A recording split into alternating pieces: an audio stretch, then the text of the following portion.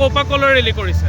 প্ৰথমে আমি চামগুৰি মণ্ডলৰ তৰফৰ পৰা আপোনাৰ মিডিয়াৰ যোগে ধন্যবাদ জ্ঞাপন কৰিব বিচাৰিছোঁ।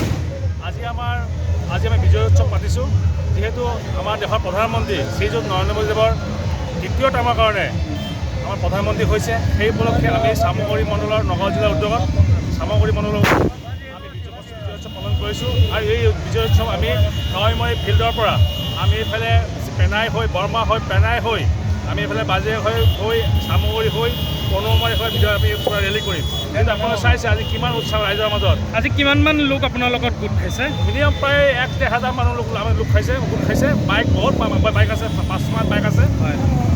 আৰু এইটো আমাৰ দেশৰ প্ৰধানমন্ত্ৰী নৰেন্দ্ৰ মোদী দেৱৰ তৃতীয়বাৰৰ কাৰণে প্ৰধানমন্ত্ৰী হোৱাৰ কাৰণে আমি বিজয় উৎসৱ পালন কৰিছোঁ। আমি খুচি চামগুৰিবাসী ৰাইজে খুচি, অসম ৰাজ্যবাসী খুচি যে দেশৰ প্ৰধানমন্ত্ৰী যি টাইমৰ বাবে একেবাৰে ইমান সংখ্যক আমাৰ MP লেভেলে পতাকা উত্তোলন সক্ষম হৈছে। সেই উপলক্ষে আমি বিজয় উৎসৱ পালন কৰি আছোঁ। আমি দিনযোৰা কাৰ্যসূচী